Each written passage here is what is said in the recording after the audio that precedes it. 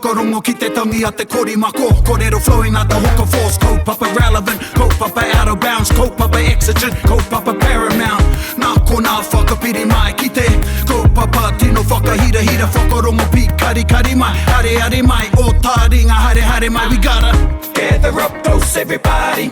Gather up close everybody. Kani move that body. Kani move that body. E ngā iwi katoa, tēnā koutou. Kia ora mai. Ai, hoki mai ki tā tātou punua pāho. Taringa, e rere atu ana, e mihi atu ana tēnā koutou. Here we are again, folks. Got te puaheiri here with me. Eke Snow. Kia ora mai, honoured. Broadcasting from Te Ipuro under the auspices of Te Wānanga o Te Aroa from Te Awamatu. And it is our pleasure to be here again with you all, our listeners. And this is episode Tori Te Kaumātahi e hoa. Wow. It's a lot of episodes. A lot of episodes. Imagine the amount of mātauranga that's been shared so far. Definitely. It doesn't feel like I've done or we've done 31 episodes. There've been a lot of people that you've had on the show. Yeah, you're one. Yep. Well, koutou te whiwhi. But the calibre of person that Praone and others have been able to interview on the show. At this moment, I find an untapped resource for a lot of people. So if you know anyone that haven't heard it yet, get them along to listening to them. SoundCloud, Tika. iTunes as well. Yep. Tika, SoundCloud, iTunes. Just type in Taringa in the Google, Taringa, Te Wānanga o Te Aroa, and all the places you can listen to it will come up. And in those 31 episodes, or this is episode 31, but the past 30, we've asked you on our Facebook page, and there has been some interaction there. If you've had any questions or whakaaro thoughts on what we can talk about.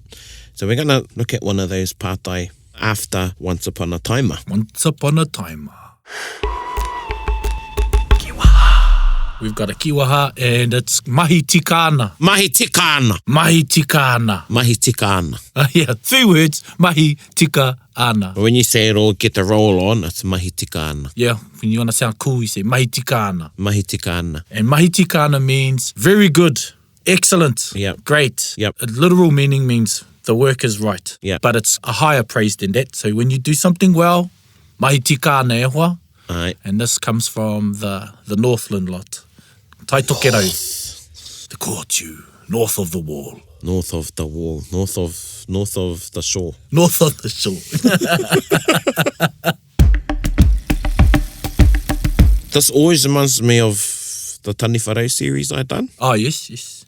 For our listeners, I done a series for Whakaata Māori called Tani Wharau, which was a lead on from Kōwhaurau, Quinton Hita. Still available to stream too. Yeah, it is. Another great resource. On Te Tai Tokerau. Kuia Kaumātua of both regions, yep. So I got the ring one day to do this TV show. I don't know why they wanted me, but yeah, they wanted me to do it. And I met Quinton and then Te o Kahurangi, Karen Waka, she was the producer. And we had a real awesome crew. Don't use that word much, but it was. Yep. And one of the fellas on there was Mr. Sarich, Wurumuri Sarich. Oh, yes. And he used to say mahi tikana quite a bit. Actually, it was a bit of mahi tikana.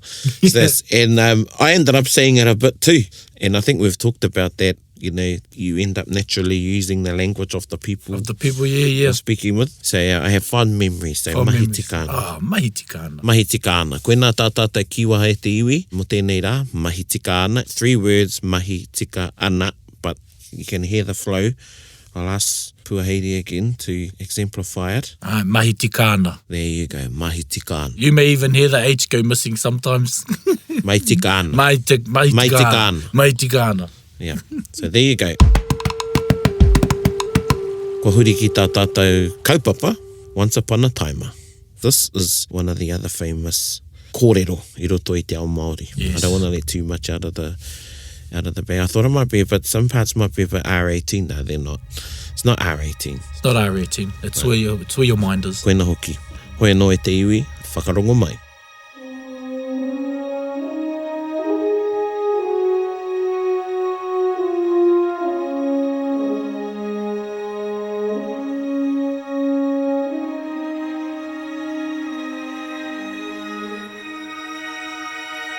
Once upon a Taima, there lived a rangatira by the name of Kahungunu, who was born at Tino Tino Pā in Orongotea, later named Kaitaia.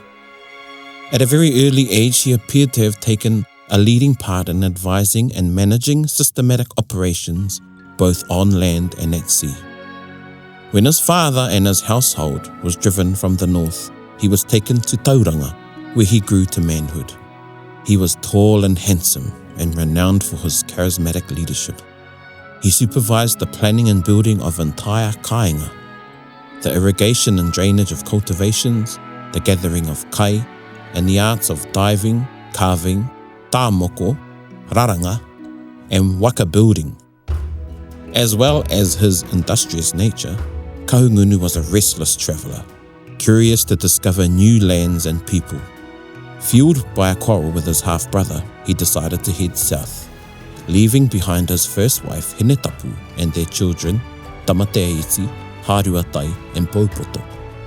As he continued his long journey south, Kahungunu met and married several other women and had many tamariki. In Whakatāne, he married Kahukura Waiaraia. Pōtirohia was the child of this marriage. In Opōtiki, he married Te Hautāruke. Their 3 children were Rākei, Whakatau and Papake. In Whangara mai Tawhiti, he had 2 children with Ruarauhanga, Ruaroa and Rongomaire, and still he remained restless.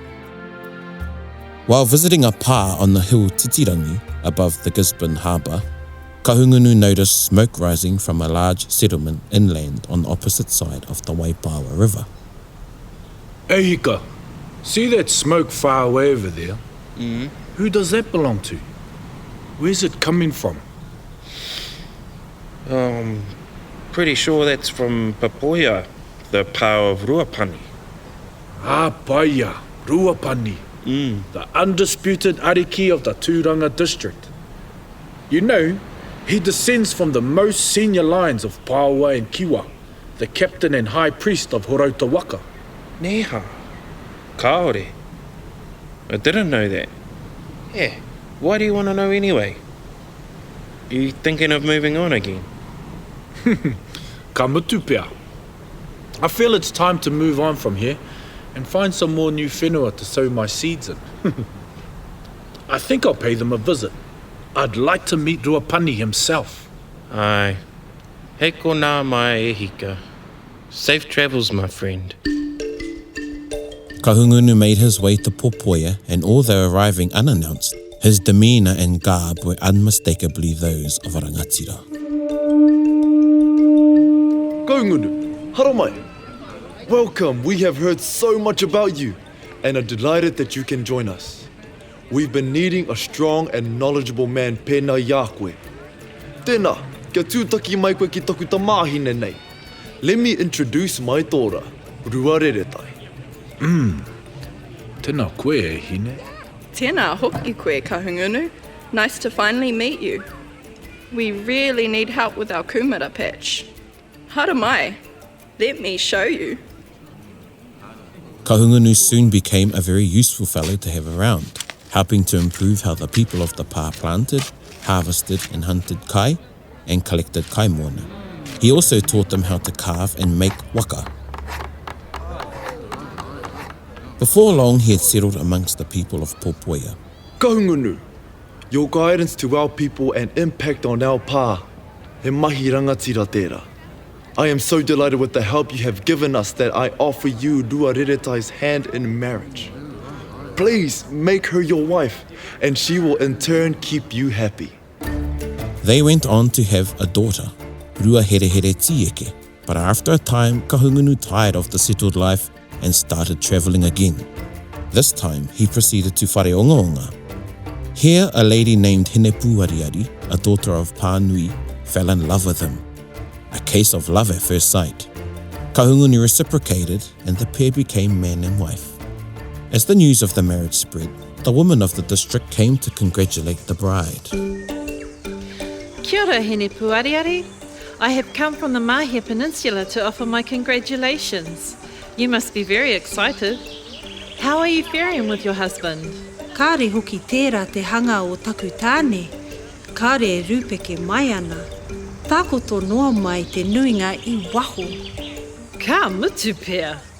What she had said was, "The remarkable thing is, that the treasure of my husband could not be admitted, and the major part of it was obliged to remain outside. This, of course, referring to the manhood of Kahungunu and the overwhelming length she was struggling to deal with at bedtime. This remark reached the ears of Rongomaiwahine. She jokingly and challengingly replied, Nā te mea anō rā, he kōpua pāpaku. Me he mea e taka mai ana ki te kōpua hohonua rapa, e tūhera atu nei, poko ana ia ki roto. which meant, it is because it is a shallow pool. Should it have fallen into the deep pool of rapa, now opening towards him, it would have been lost out of sight. Kahungunu continued in this pā and also married his wife's sister, Kahukura Waiaraia. Hene Puariari had 2 children, Pōwhiro and another, while the second wife also bore 2, one named Tuaiti and Pōtirohia. Although Kahungunu had seemingly settled down at Whakarongo, the news of the deep pool of rapa had reached him, and as he continually heard reports of the beauty, rank and prestige of Rongomaiwahine, he prepared himself to journey further down the coast in search of a fresh conquest in the realm of love. However, when he reached her home of Tawapata at Nukutaurua on the Mahia Peninsula, he found that Rongomaiwahine had just married Tamatakutai, a skilled woodcarver. This did not deter Kahungunu, especially as his own eyes told him that the stories of the beauty of the noble ancestress Rongomaiwahine had not been exaggerations. As his reputation preceded him, just like all the places he had previously visited, he was welcomed by the local people and quickly set about using his skills to both impress the people of the pā and also cunningly discredit Tamatakutai by persuading the people that the gathering of food was the most useful accomplishment that a man could have. E hika mā, we need to gather fern root and lots of it. 5 of you, go up the hills and dig around the edge of the forest. And you 4, collect it from the diggers and bring it over to me to make a big pile. And you 4, collect it from the diggers and bring it over to me to make a big pile. I need one other person to collect me some akaturihanga. Who is willing? The villagers responded to his organisation immediately, and after several days the aruhe were collected. But what he did next surprised all that were present. Ka mutu pia. This is a decent sized pile. Aye, plenty. Let's divide it into small bundles to carry back to the village. Taiho, I have another way of getting it down from there. I'm going to tie it up like this. And now watch this. Hey! Shouldering the heavy burden alone, he carried it to the edge of the cliff above the pā and rolled it over. It shot down the hill like a landslide, blocking up the doors of the houses. This showmanship had the desired effect on the woman. Oh, you gave us a fright, Kahu. I thought that was an earthquake, but look at all this wonderful fern root right at my door. Kia ora. Kahungunu got inspiration for his next move from watching some shags diving into the moana in their search for kai. As he watched from the cliff, he held his breath, while one of the birds stayed underwater. At the same time, he counted in his head. Pepe tahi, pepe rua, pepe toru, pepe wha. And so on until the birds reappeared. Pepe rua. After about 10 experiments, he found that he could hold his breath much longer than the birds. Okay, I'm going to show you how a real man collects kaimoana. But first, I need a long rope and a kawhiu to hold power. Alright, kia ora. Now, whai mai ki ngā toka. Attach the rope to the basket and fill it with rocks. Now, throw it into the water. Okay, good. Now, as I dive, when I signal, pull the basket ashore. Empty the power and then throw it back into me. He commenced diving and repeatedly filled the basket with the favoured power, and the people pulled the baskets ashore, throwing it back again as he instructed. He repeated the feat until he had sufficient kaimona to feed the whole pā. During the last dive, he placed the power on his body, where they remained by suction. Wading ashore, he was found to be literally covered with shells, and he presented the delicacies to the woman. Ah, paia. You had so much power that you stuck them to yourself. Ka mutu pēr, you're pretty good at this kai gathering thing, aren't you? Kaore he painga I a koe. Mohi o koe, I bet these power taste even better from having been on your beautiful body. I'm well practiced and more than happy to bring my skills to feed your bellies. May I ask one favour as you prepare these power? For you, anything. Could you keep all the power puku aside just for me? They're my favourite part of the mātaitai, and I'd love to have a whole dish of them. Of course, Kahu. I can do that. Kahungunu gorged himself on the paua and puku. And that night, he slept at the back of the sleeping house while Tamatakutai and Rongomaiwahine slept near the window. At about midnight, Kahungunu found himself full of bad wind, which of course was due to all the puku paua he had eaten. As planned, he crawled over to the sleeping pair, lifted their mat, and discharged an almighty potero under their covers.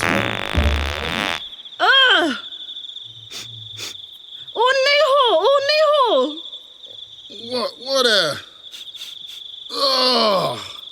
Don't try and pretend it wasn't you. That stinks. Did something die in your puku? It wasn't me, Rongo, I swear. How do you know? You were asleep. Who else could it have been anyway, eh? There's no one else here. I would know if I let something like that out. Plus, I wouldn't dare do that in your presence. And worse, under our covers. Oh, man, that's horrid. I must have done it accidentally. Well, next time, go outside. I don't want to smell that. Sorry. They ended their feud unsatisfactorily and rolled over. Kahungunu waited until they were once more asleep and repeated the offence. Awakening once more, Rongomaiwahine railed her husband. Again? Really? Sometimes I think all you're good for is eating and farting. It's not me, Rongo. Why is it always my fault anyway? How do I know it wasn't you? How dare you? You think I'd be capable of creating something as foul as that from this heavenly body? I'm sick of this. I'm going to sleep the rest of the night at my mother's. Fine then. I'll have the bed to myself. In the morning, Kahungunu installed his final part of the plan. He went to his favourite spot on top of the cliff and saw there was a good sea running, and he noticed that his rival Tamatakutai was preparing his canoe for the sport of whakahekengaru, or riding on the crest of the waves. Kahungunu watched until he had twice witnessed Tamatakutai put to sea and ride to shore on the waves. Then, descending to the beach, he approached Tama. Hey Tama, that looks fun. Can I ride with you? Aye, Kahungunu. Haramai, sit in the front and I'll steer from the back. After 2 wave rides together, Kahungunu asked to be allowed to steer the craft, so the men changed places. Kahungunu took the canoe well out until they saw a big wave rolling towards them. Here's a good one. Let's go. You reckon? Come on, we can do better than that. Just catch it anyway. We'll get a bigger one next time. Woo! They went ashore on the wave but paddled well out to sea again, further into the surf this time, waiting for an even bigger breaker. Here's the one for us, bro. Come on. You sure, Kahu? That looks a bit big. Yeah, but it'll be a fast ride, bro. Just hold on and paddle. They caught the giant wave, and as they were carried along swiftly, Kahungunu pulled his steering pedal sideways, causing the canoe to capsize and be swamped with water.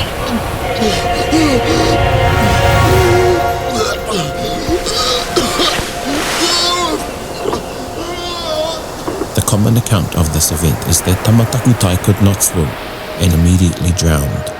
But there is a lot of doubt and mystery surrounding this, and suggestions that he was in fact killed.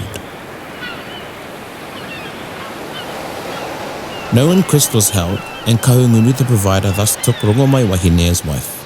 His conquest was won, and thus began the legacy of the great Ngāti Kahungunu tribe. This was one of the most important love matches of the East Coast, not only because of the intrigue surrounding it, but because it undoubtedly changed the whole Māori history of Te Tairāwhiti.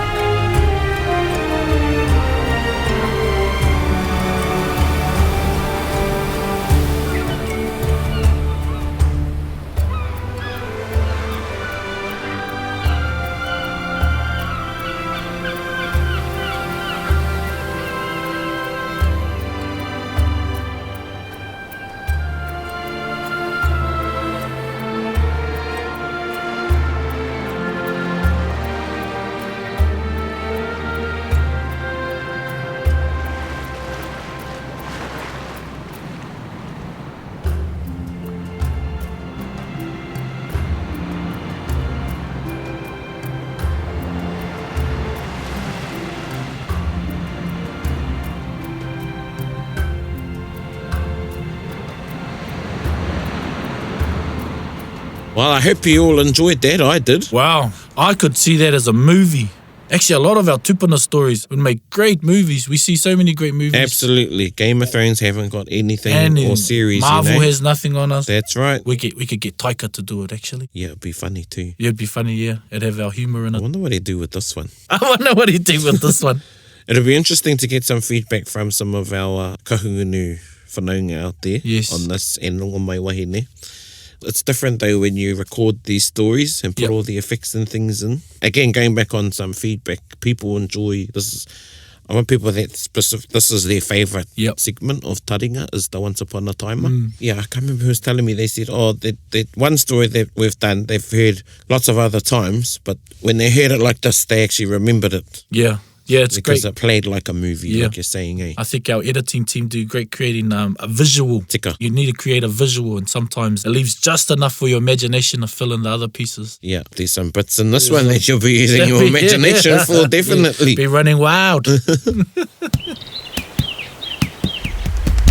We're going to go into one of our pātai, and just while Snow's getting it, I am a descendant of Kahungunu and Rongomaiwahine, and Kahungunu is the eponymous ancestor. Some people get eponymous and illustrious mixed up. Yes. So illustrious is highly decorated, eh? Yes, highly decorated. That's what I can. That's what I associate. Esteemed, yeah. Prestigious, yeah. Held in high regard. But eponymous is an ancestor that gives name to. So Kahungunu gives his name Ngāti Kahungunu. And while I descend from Kahungunu and from Ngāti Kahungunu ancestors, I don't see myself. I'm not Ngāti Kahungunu. Aye. So I'll quickly read this pātai out. And thank you everyone for your pātai. There are some big pātai coming through, and a lot of them we'd probably do a disservice to if we just answer in short. So a lot of them may end up being part of Tikanga 101. But we chose this one in particular because it has, a lot of us can relate to it. And it goes something like this. Tēnā kōrua, I have a question that may trigger some conversation. One that I'd really like to know your thoughts on. I have both Pākehā, Italian and Welsh in me, and Māori blood of Ngāti Tama or Taranaki. I am often asked, are you Māori? To which I sometimes reply, yeah, a little bit. Is this correct? Some have said I should just say yes, as in you're either Māori or you're non-Māori. But with me, and as with many others, I identify with both. What are your thoughts? Very profound question, and probably a question that is very common. Yeah, it is a big pātai. So I have a great ×4 grandfather, Henry Davis Snowden. He's from England, and I still retain that name, Snowden. But if you ask a lot of people, they say Snowdens. Oh, you're from Ahipara, or you're from Whangaroa, or Kaio. And yes, I descend from an Englishman, but I identify myself as Māori. And it's not to say that I disregard that side of me, because you can't, and it's a part of you. But it's not who I am. And I guess it's because I practice my Māori identity, or I am more comfortable with that. But it also means that you are allowed to know where you come from. My grandfather, who is also Samoan, he's a papali'i from Upolu and Mangiangi. And that's the kainga there. The hapu there is Mangiangi. He is Samoan, and I descend from that as well. But I say to myself, I am not Samoan, because for my own standards upon myself, if I am to say I'm Samoan, I should at least know my reo. Mai te kāna. Yeah, kia ora, tēnā koe.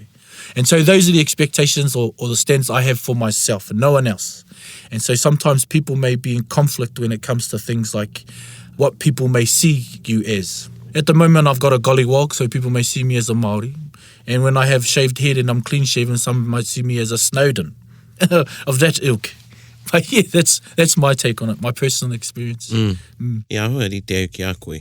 O e te tino rite nei. I'm of the same whakaro. I think your identity is in your heart. You know, you can take that blood test. That seems to be a bit of a trend at the moment. Yeah. You know, and it comes back and tells you you're this much Irish or this much Swahili or whatever. Reptilian. Yeah, but at the end of the day, it's which identity do you practice and live? Which identity do you live in, I guess? And same with me. You know, I've got a very Māori last name, Gloin. Aye. And I'm different because, unlike you, when I go to a lot of a lot of people know me now. Yes. But still, when I meet people first off and they go, oh, hey, what's your name, Praone Gloin? Oh, Gloin. Oh, Gloin. No, they don't know any Gloins. yeah. Quite a unique name, eh? Yeah, very unique name.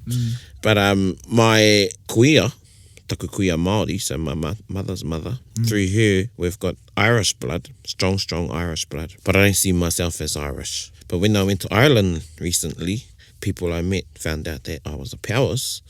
And straight away they says, oh, you're Irish. No, I didn't practice any, drank a bit of Irish whiskey and had a few Guinness while I was there. They just said, no, you're Irish. Is it the same when we meet someone who's got a bit of Māori in them? Yeah, is it the reverse? Like if I took the reverse and say, well, you got Māori blood, but you don't practice your Māori tanga.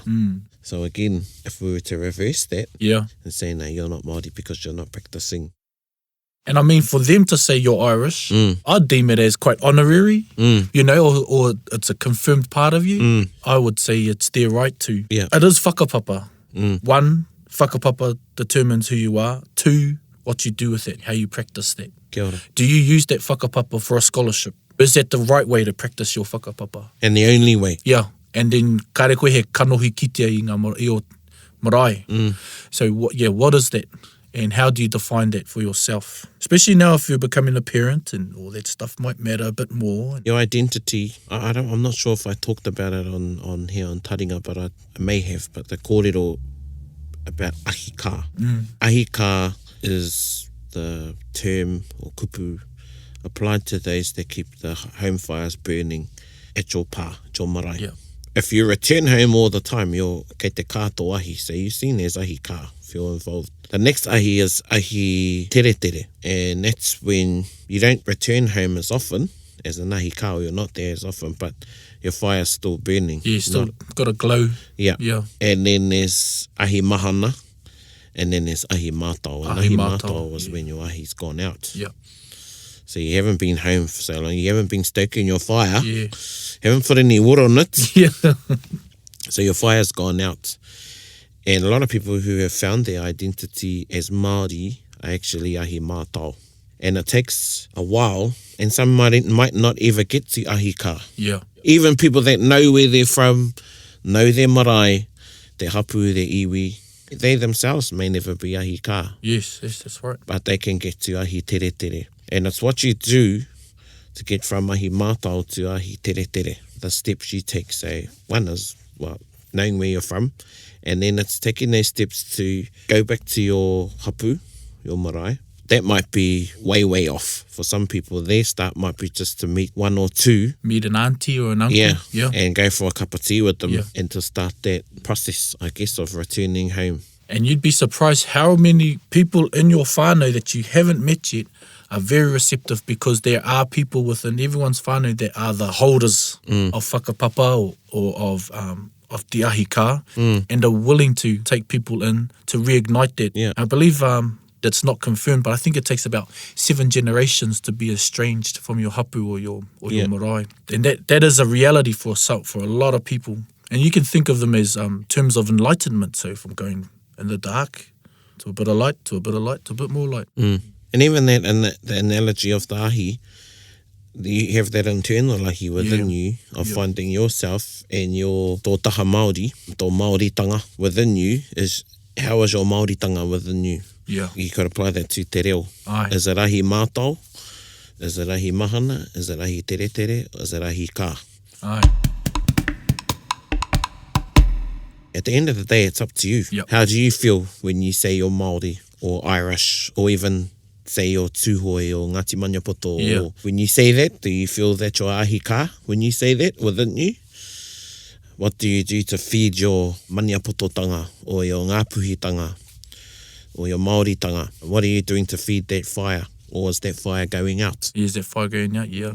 It's a known fact, and it's statistically proven that whao mai iwi, Ngāpuhi, 75% of us live and grew up outside of Ngāpuhi. So, it is a reality for ahi mātau, ahi tere tere, and it's a big question that you could ask yourself. So talking about that, Praone, you spoke of you are Ngāti Raukawa and also Maniapoto. How do you manage those things? I think I have the same. Well, I've only just recently started saying I'm Ngāti Maniapoto. And that's because I know more about that side. I've been going to some of my marae on that side. But before that, I didn't see myself as someone that would advocate for Ngāti Maniapoto, even though I've got strong Maniapoto blood. And because my kuia brought us up, even though she was Maniapoto, in her mind, she married our Kroa, and she became Ngāti Raukawa. Oh, yes, yep. And that's what she instilled in us. But kua huri te ao. Yep. Tātere the other day was saying, oh, he's got 10 or how many iwi. Yes. But I must say, he makes an effort, I should say, in being a kanohi kitea or a seeing face in those iwi. And those iwi, wow. Ngāti Kahungunu is tana taha kaha. Right. We say roto i te ao Māori. So that's, that's where his heart is, his life, his soul. But he makes an effort to maintain his connections to Ngāti Rangi where he rangitāne and some of the other iwi. So same with me with Maniapoto. I'm not that much involved in Maniapoto, but I realise my connections, I'm aware of them.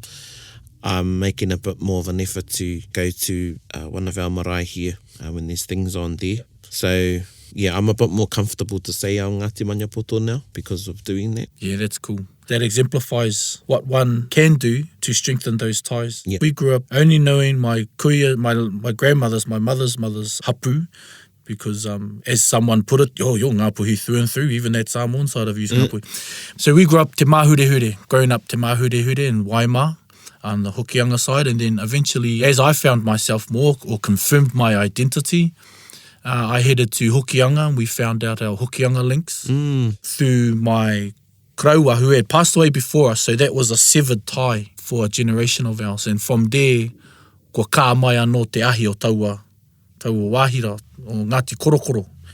I'm comfortable as well over there now, reigniting those flames. And then to my father's side, who comes from Rāwhiti and Ngāti Kuta Patu Keha over there under Rākau Mangamanga, beautiful Bay of Islands, and reigniting those ties as well, because even from their generation, it's not known knowledge. So it was me and my spade doing archaeological, digging up the past and finding that site to confirm our identity. Because then you get to a certain stage in your life and you start asking why, and then that opens up another can of worms, and I've yet to seek my Ngātiwai side. But because they're all so in such close proximity, it muddles into one. Yeah. For myself, I've started looking at my iwi links outside of Ngāpuhi. So I had my great, I think times 6, Mohi Tāwhai. Mohi Tāwhai married Hine Koiai of Ngāti Pikiao. People could say that it was she was attained through the conquests of war as they went through Te Arawa, but she spent the life, and then we are the result of that. Our family are a result of that. Hine Koiai, she was buried up in Waima, but in a tomb. And they say it was to whakamana tōna taha Te Arawa. And so then we also have a great-grandfather, his name was Kiwi, and he was brought up down the East Coast and then was returned back to his home to be the heir of his mana through Pomare, who was his half-brother. So there's a lot. We have so many links within and outwardly as well. So I find it all very interesting. Confirms more of my identity. That fulfills me, knowing where I'm from.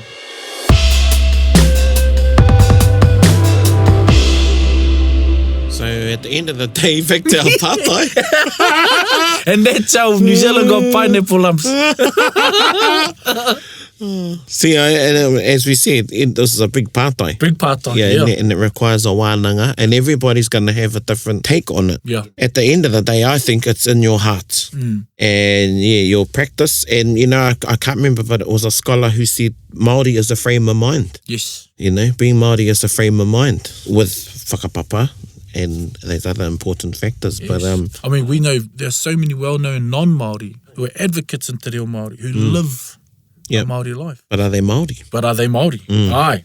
He ngākau Māori pia. He ngākau Māori. He whakaro Māori, yes. I think ka nui tēnā e te iwi. You might have some other thoughts you may want to share on our Facebook page, Taringa. Find us on Facebook. Engari, I think that was a good discussion. Yeah, mahi tikana. Ahoy anō e te iwi, tēnā tātou. We will turn huri ake ki tā tātou waiata. And our waiata goes with our Once Upon a Time i te rā nei, because this waiata is about Rongomaiwahine, and actually this is the second song about her. The other well-known one, Kōtiro Māori written by Tommy Tairima. And today our waiata is tirama mai toa tāhua. Nō reira e te iwi, whakarongo mai. Ko koe Rongomaiwahine, tirama mai toa tāhua, kia rite ki te paunamue. He wahine o whiti, ko koe Rongomaiwahine. E noho mai rā e hine ki te rohe o te mahi ae. Tupatora e hine, ko koe Rongomaiwahine. Mina mai rā e tama e hine tōne o Kahungunu. E mate koe ia wai, au e taukiri Rongomai e. Ti hei wini wini, ti hei wana wana, ti hei ori ori ana e. Nā te pāu araru ana, ti hei Rongomaiwahine. Ti hei wini wini, ti hei wana wana, ti hei ori ori ana e. Nā te pāu araru ana, ti hei Rongomaiwahine. Te hei Rongomaiwahine. Ko koe Rongomaiwahine. She must have been a looker. Oh man, that's what I was thinking. And the other day, Tātere was talking about, did Kahungunu, did any of our tupuna know that they would be sung about, written about, celebrated? They live on in our stories and our waiata, and this is one. Different feel, this one, to Rongomaiwahine. But yeah, she must have been a looker. Must have been a looker to have two songs, actually, even more. Koe nā tātātai waiata e te iwi, you can find the kupu on Google. This is one of the waiata composed by the great Tommy Tairima. Tommy Tairima, wow. So that's two waiata that he wrote about Rongomaiwahine. I actually thought Piri Shasha wrote this one, but it was Tommy Tairima. And there you go, actually this one's got a little bit of a Hawaiian feel to it as well. Yes, actually, now, yeah. If you hear him sing Rongomaiwahine, and I think I've heard him sing tirama now, he has got a bit of a Hawaiian way of singing. So he spent some time over there, is that right? Yeah, he lived there for quite a bit. I think he went to university there, at BYU, Brigham Young University, and he had a lot to do with the Polynesian Cultural Centre. Hoi anō te iwi ana, that was our waiata for today. Tirama mai toa tāhua, and that was a waiata tautoko. Just in closing, to waiata tautoko and waiata kinaki. I've had some kōrero about, is it waiata tautoko or waiata kinaki when you're on the marae or when you're supporting a whai kōrero? And I've been told you shouldn't use waiata kinaki for whai kōrero. Oh, okay, yeah. Because kinaki is referring to food, and just the waiata or even waiata tautoko, just the waiata. Yep. Yeah, but not to use kinaki as relish. Oh, yes, I see. Yeah, because then you could be implying that the waiata is actually better than the whai kōrero, or it's the waiata that's made the whai kōrero good or suitable, so to speak. So anyway, that was our waiata tautoko, and that was our 31st installment of Taringa. 31st, wow. Ai. We'll see you at 50. Tika, at 100. And 100. Hoi noko māua tēnei e mihi atu ana, kia koutou katoa e ngā taringa o te motu. Thank you again for listening, and if you want to listen again, then just play it back again e te iwi. Mahi anō, kia mahi tika ana. Ai, ara mahi tika ana. You'll hear from us again very soon. Hei kona mai rā.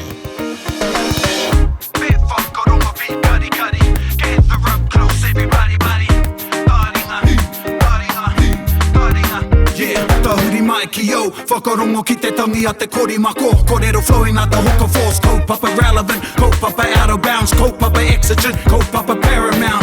Nā kona whakapiri mai ki te kaupapa tino whakahira hira. Whakarongo pi kari mai, hare mai. O Taringa hare mai. We gotta gather up close everybody. Gather up close everybody. Kani move that body. Kani move that body. Taringa. He mea tuku nā te wānanga o Aotearoa. To listen to more episodes, search for us on your podcast app and subscribe. Taringa, whakarongo mai.